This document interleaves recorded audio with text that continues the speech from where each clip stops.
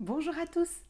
Aujourd'hui, on va lire une nouvelle histoire qui s'appelle Archibald, petit bonhomme extraordinaire. C'est une histoire illustrée et écrite par Ève Tarlet aux éditions Duclos. Est-ce que tu es prêt? C'est parti. Archibald. Archibald est un petit bonhomme extraordinaire. Il habite en ville, une vieille maison, coincée entre deux immeubles. C'est lui, Archibald. Il est le seul à avoir un jardin. Et dans son jardin, bien sûr, il y a des arbres et des fleurs, mais aussi un pélican. Est-ce que tu le vois, le pélican? Une vigogne, ici, et d'autres objets tout aussi extravagants.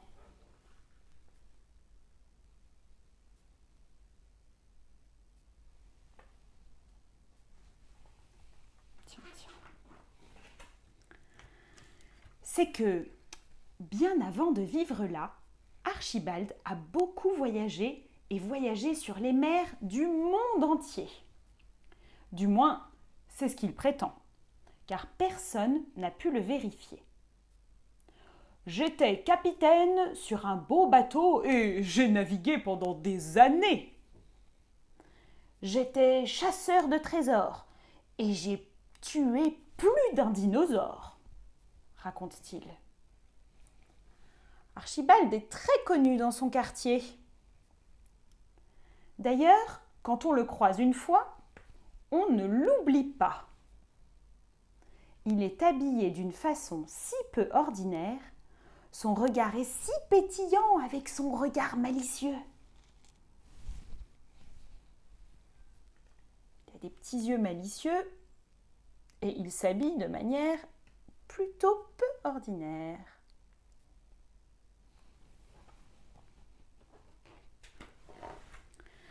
Depuis combien de temps vit-il ici? Ça, personne ne saurait le dire. Depuis fort longtemps sûrement, car Archibald a beaucoup de cheveux blancs. J'ai toujours vécu là, répond-il. Je n'ai jamais quitté mon quartier et je suis né dans la vieille maison, du temps où elle était toute seule au milieu d'un champ.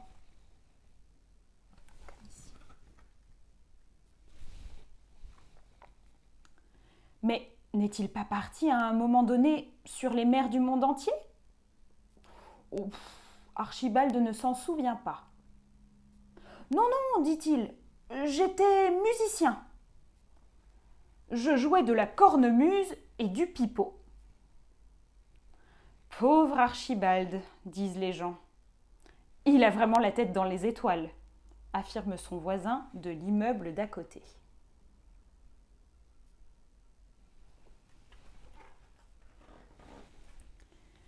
Et de quoi vit-il? Ça, personne ne le sait. Il semble ne manquer de rien. Du moins, c'est ce que racontent le couvreur, l'infirmière et le traiteur qui sont déjà allés chez lui. Il paraît que dans sa vieille maison, sous le toit, il y a un observatoire. De là, Archibald peut étudier la Lune, quelques planètes et même distinguer Pluton.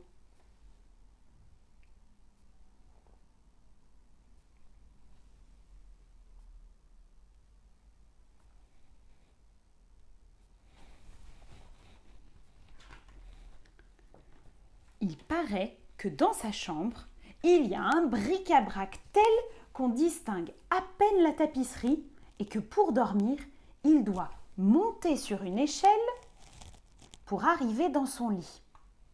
Elle est où cette échelle? Est-ce que tu la vois? Il y en a des choses dans cette maison et dans cette chambre. Et à la cuisine, il a des provisions plein ses rayons. De quoi tenir plusieurs saisons. Il y a des jeux, une armure, un jeu d'échecs. Est-ce que tu as trouvé la poule? Tu la vois, la poule? Il y a même un fusil. Est-ce que tu les as trouvés, les fusils? Des fusils accrochés au-dessus de son lit. Ils sont là.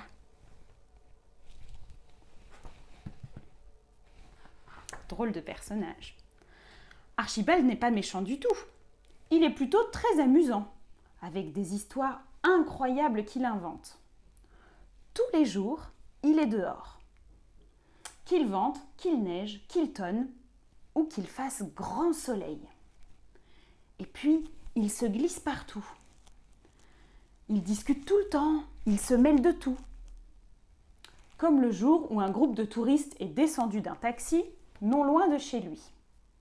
Il s'est présenté comme guide et il les a amenés visiter tous les greniers du quartier. Pouf! Ça en faisait des escaliers à monter.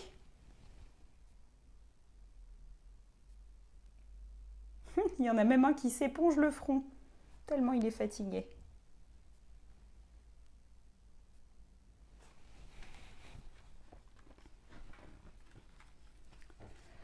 Une autre fois, à la sortie de l'école, il a montré aux enfants comment attacher de vieilles boîtes en fer entre les roues des voitures garées.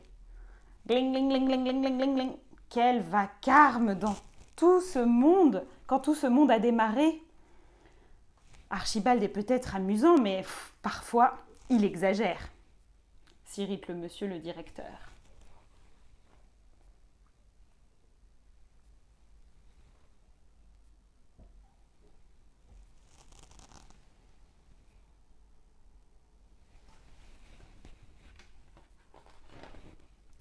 Archibald et les enfants se sont enfuis en riant énormément.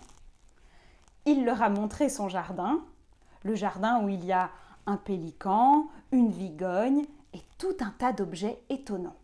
« Mais ton pélican, il est en bois !» s'écrie un petit garçon. « Ferme tes yeux et tu verras. Il s'envolera. » Pauvre Archibald, disent les parents. Il n'a plus toute sa tête.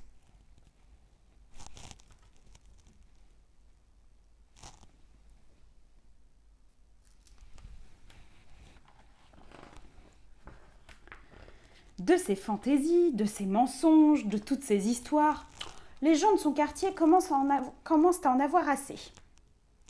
Il faut que tu t'en ailles maintenant. Il faut que tu déménages dans une maison où il y aura d'autres Archibald comme toi. Il ne dit rien. Au petit matin, un grand camion s'arrête devant la vieille maison. On range dedans toutes ces affaires étonnantes, comme le pélican, la cornemuse ou l'échelle de lit. Ça y est, Archibald est parti.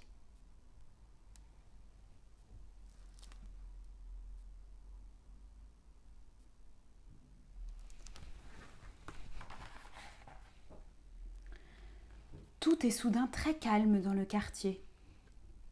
C'est drôle de se promener sans le rencontrer. Ça repose, disent les gens. Quelques jours passent et rien ne se passe, justement. Pas un rire de trop à entendre, pas une histoire invraisemblable à écouter, pas le moindre personnage farfelu à regarder. Il nous manque, disent les enfants. Il nous manque aussi, répondent leurs parents.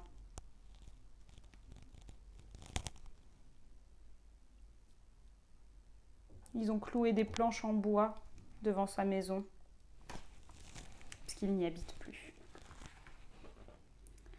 Alors, ils sont allés le rechercher, là où il l'avait placé. Le grand camion a tout ramené. « J'étais absent quelque temps », raconte Archibald fièrement. « Oui, je suis allé sur une autre planète, avec toutes mes affaires. Mais ce n'était pas aussi bien qu'ici. Alors, me revoici. »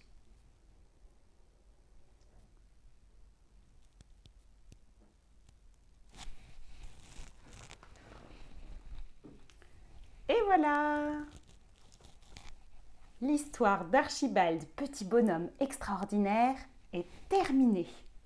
Ça t'a plu?